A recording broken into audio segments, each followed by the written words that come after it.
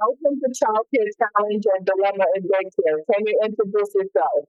Oh, yes, sure. So I'm Romario Falconer.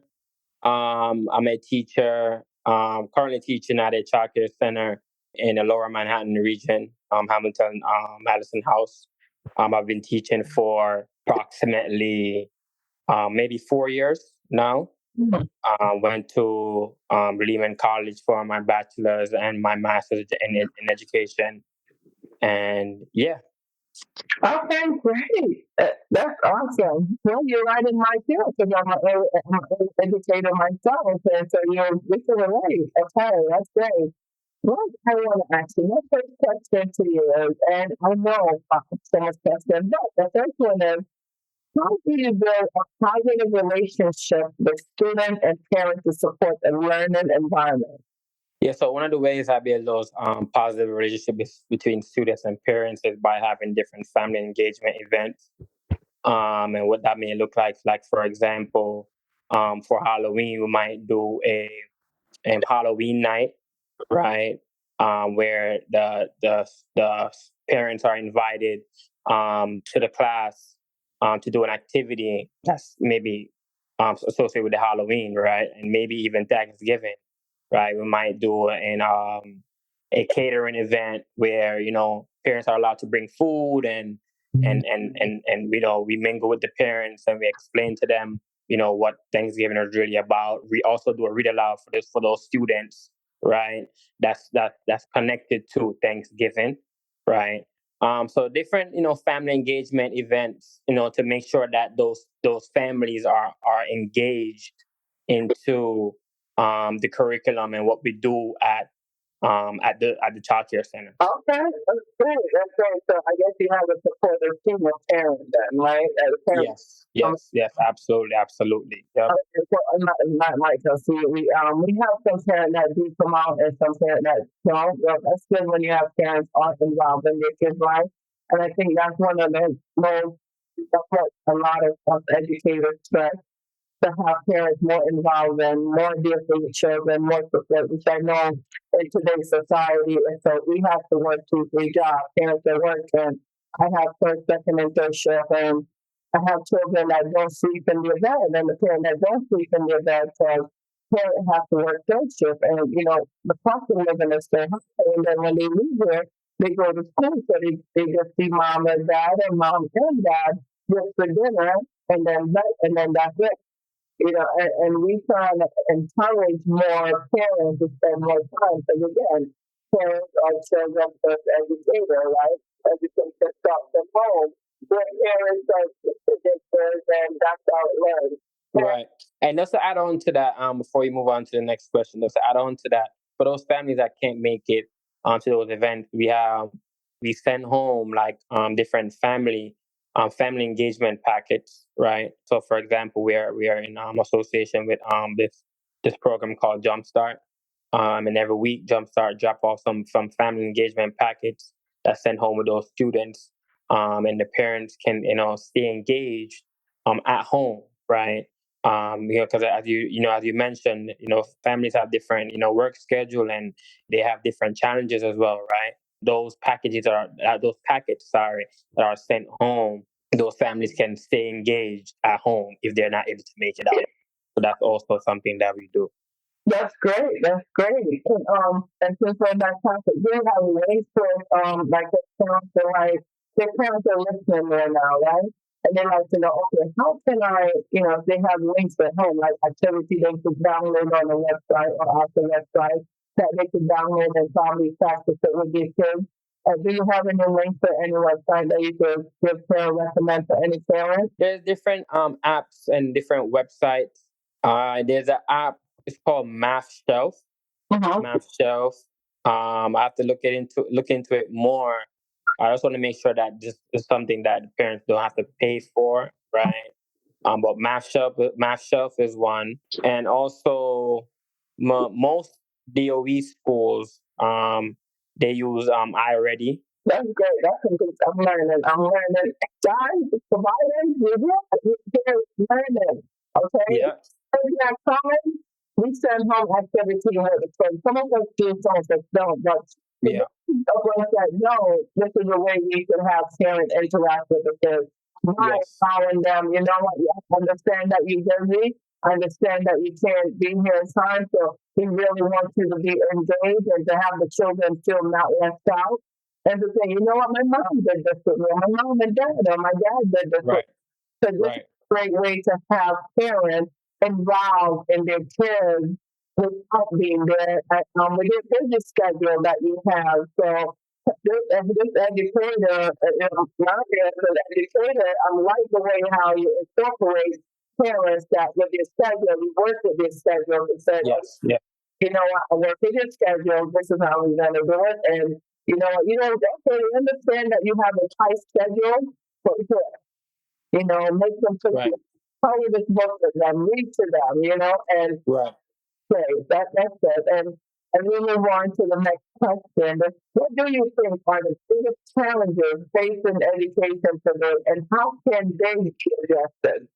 The biggest challenges. So one of the biggest challenges I think educators face, and based on my experience, is that language speech. Right. Sometimes, even the childcare center right now, the population of the kids, they speak Mandarin, or they speak Mandarin. Right. So basically Mandarin is a home language, and English is what's taught in school.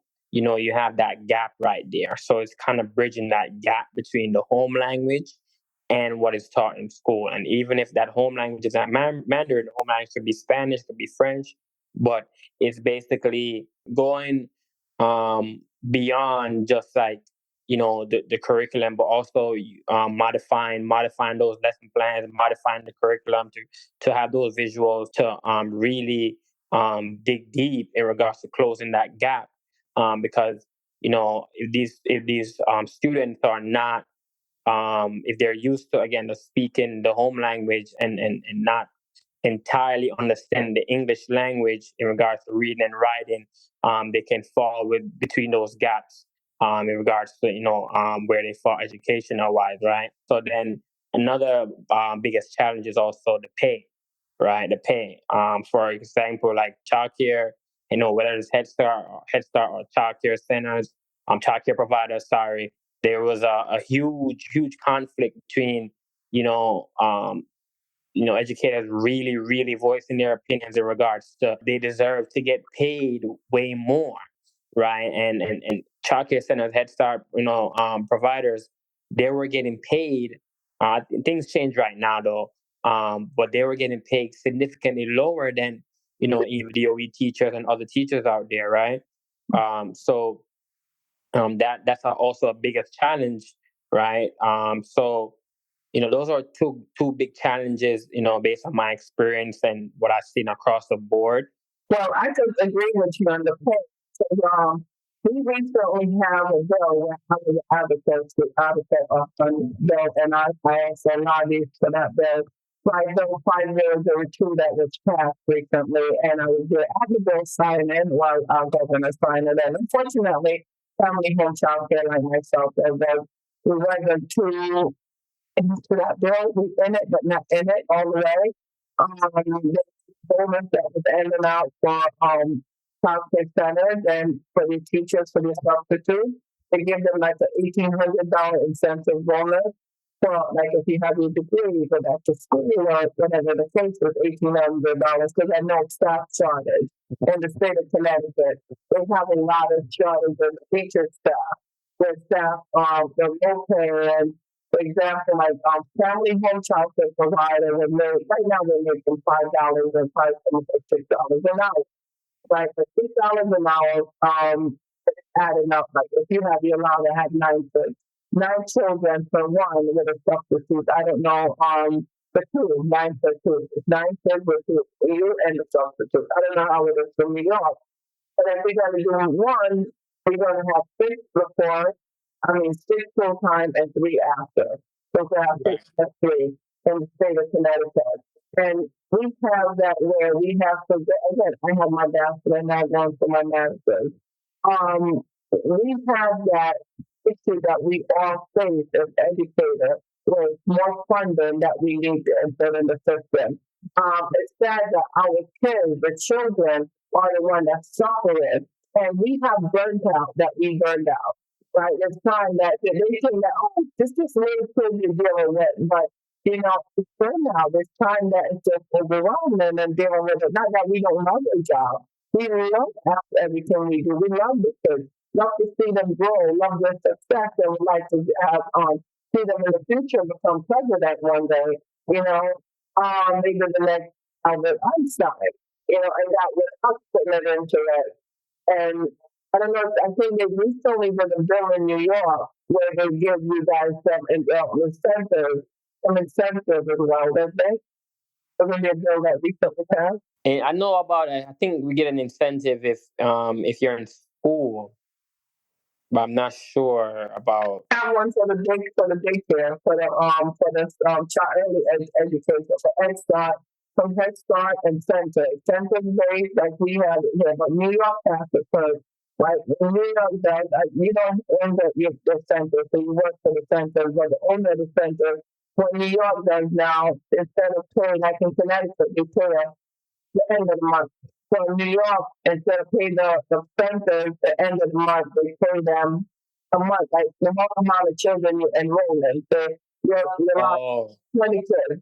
So they pay you for that 20 kids instead of paying per enrollment. Like if you have 20 slots, but then there's just 5 kids. So you have to report. And that's Got you. So that's how they get paid. Okay. Good to know. Yes, and they passed that law in New York, and I know we're adapting it too in Connecticut, where we start doing it. Because New York is the first state that mass, I believe. I'm not sure. I will look into it more. And that's good because, like I said, more funding for us, and health insurance. I don't know if your employer cover health insurance for you, and Right. health insurance is the biggest thing that as a worker, as an employee for any education system, it's hard. It's what we need. More education, and you go to school and you have this bachelor's degree, and you look at what you make, and okay, I went to school, I did all the requirements, but look at my pay. Right, and I agree because I'm pretty much I'm learning a lot right now from you.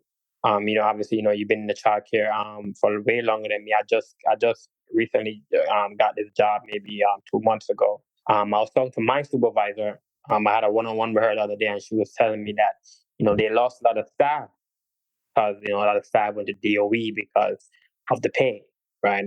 Because of the pay.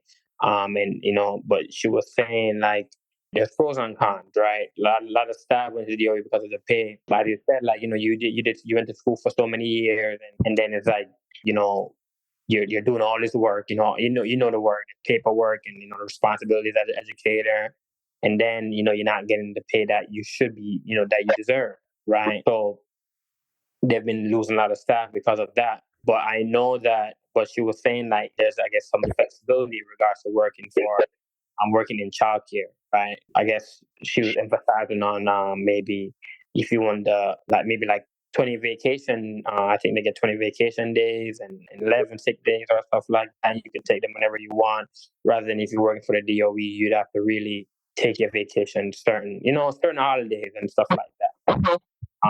But definitely, I agree with you in regards to the funding and the pay and all that stuff. Right, because that's our biggest challenge is funding. Because we advocate for funding, and I know New York is advocating as well. And you have guys. I don't think the centers in New York have a union. What I know the family There's a union. Yep. There's a union. I think for childcare it's a DC local DC 37 local 205 union. Right. So then that's what we do. We fight for the funding, and we advocate for these things, and a lot of testimonial, and we can start testifying and how we can help. And if you have to sit there to share testimony with your legislator, what would you say to them at this moment in time, based on your experience and what you're facing, and when you look at how tough living is, right? And living in New York City, cost of living is definitely high. it's not all over, but living in the city is overpopulated and you pay for the smallest thing is like a one bedroom. That studio is over $1,000. Yeah, yeah, yeah, yeah. So, and then if you have to make the amount to make that out, and you have to sit there and express your legislator, what do you say to them at this moment? Honestly, I would say, I would let them know that I believe in equal opportunity, right? Equal opportunity for all, right? And especially, first thing I would mention is in regards to those families. Families need an equal opportunity to enroll their students into, these childcare settings, right?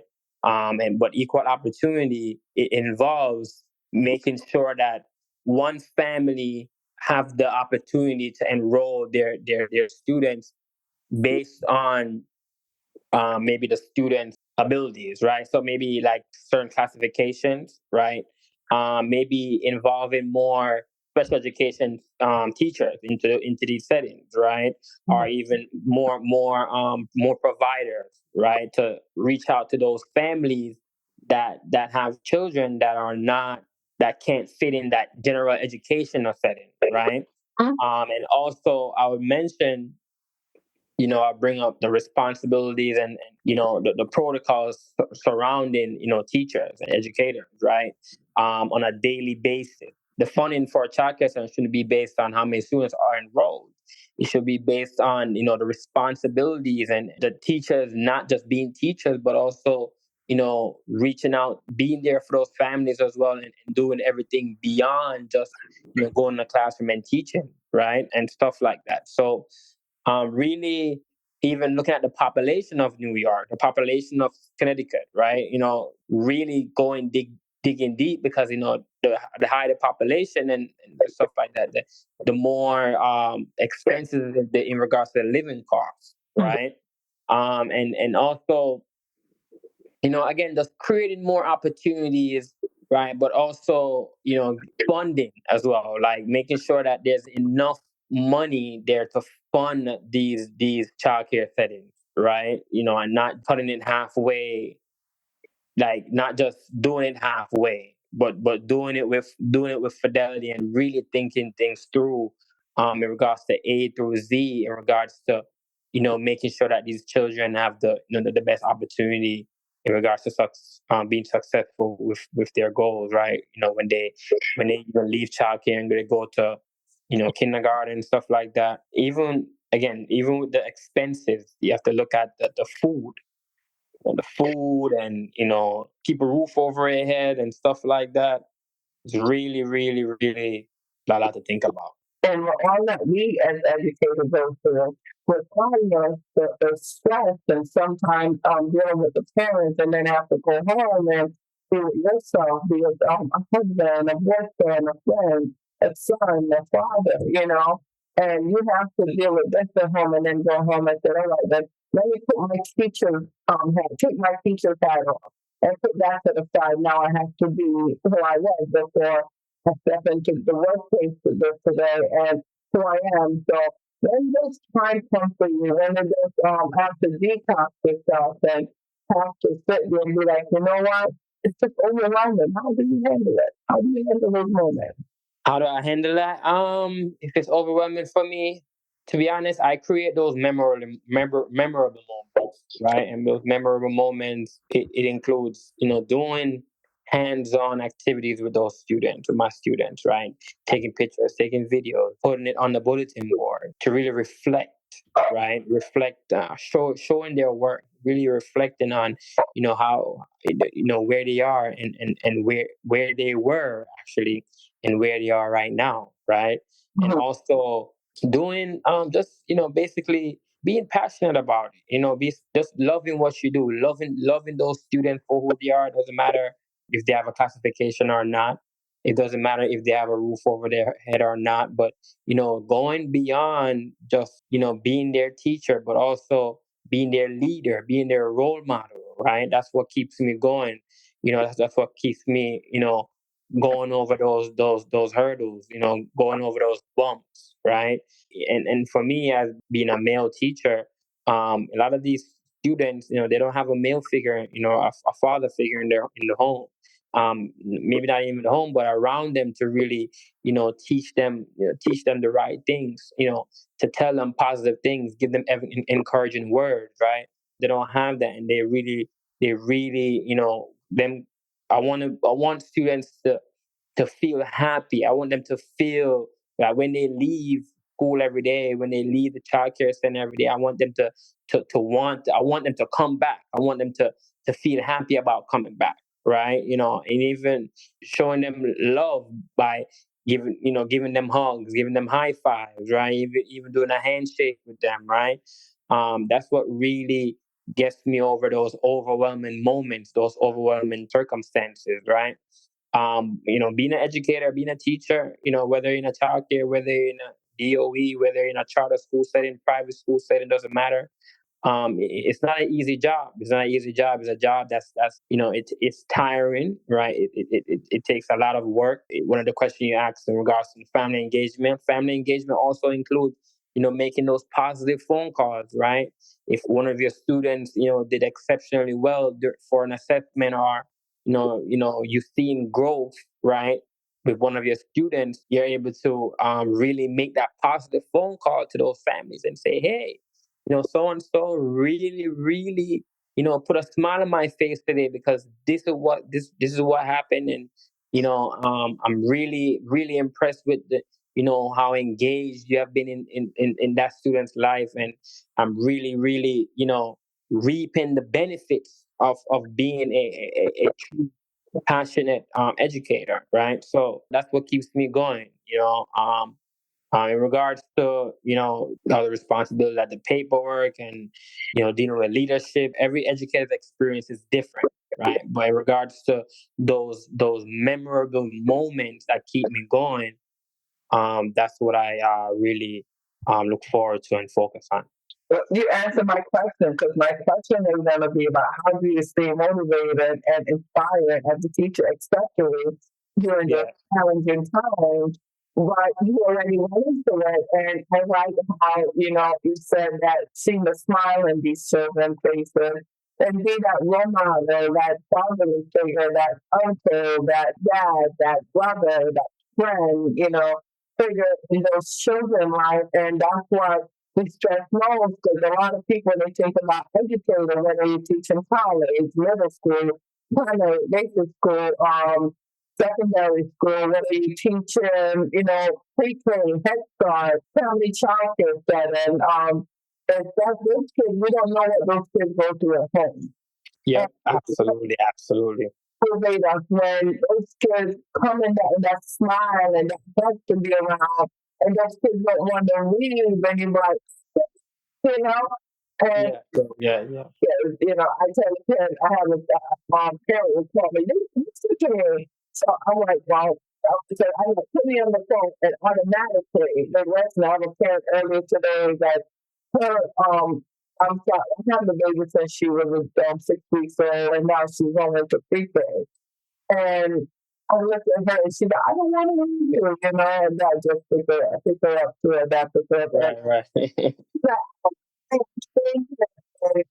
And I was talking, and the mom was like, what are you doing? She didn't listen to me. She don't listen.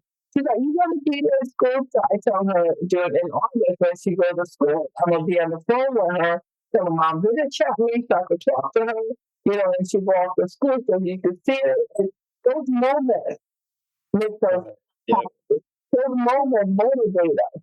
Those moments to know that we start, before they get to the public school, before they get to the first grade, kindergarten, before they get to college, we as the first early educator prepare that path for them. So we yeah, should them inform them in that way, where when they go out there, they're already ready and make other educated job much easier. And the motivation of, yes, we don't get enough pay. Yes, we get burnt out.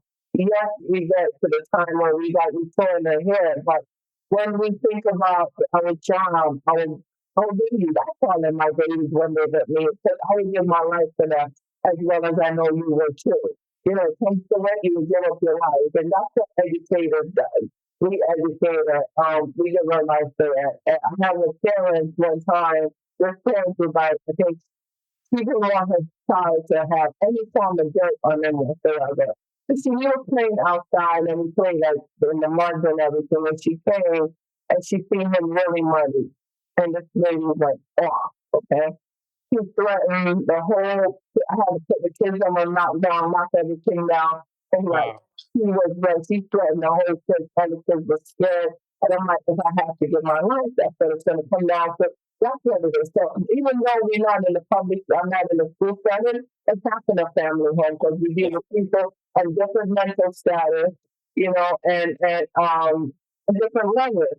And our job is to protect those children once they're in our care, and our motivation, even though it's challenging, to those families stay motivated because we know that they depend on us.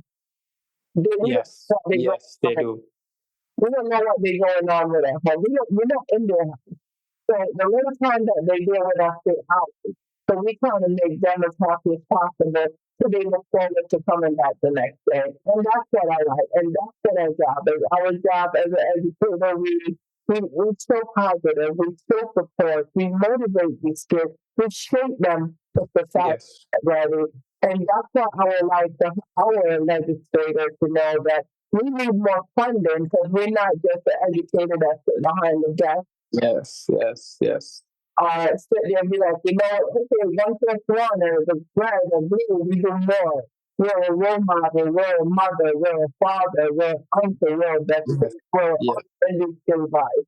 And that's what we like, and that's what motivates us. And I hear the same thing in your voice, and how passionate you are as a young man to being this role model for these children.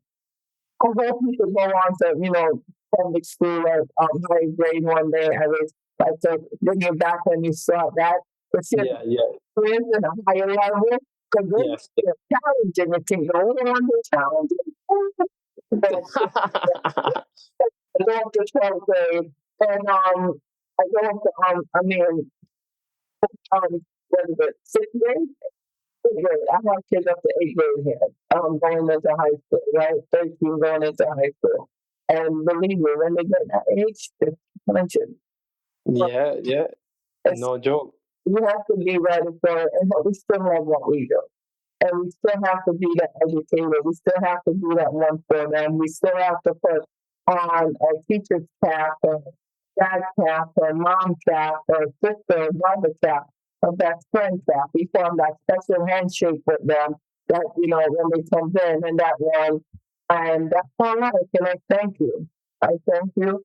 I, as not only an educator, but also mom, thank you for being there, for being that role model for them. And if there's any information that you have that you like for parents to know about, there's anything in New York that you'd like them to see, is there any help for parents out there that are struggling that you would recommend for them? I would just say what I say to the parents is I would just say to them that they should just stay engaged as much as possible. Being there for your child or children goes beyond just making sure that they have homework every day, right? It goes beyond just even ask them how was school today, right? Staying engaged, it includes having a contact for the teacher, number, email address, having a contact for the principal, maybe even the dean, and really, asking those concerning questions, right?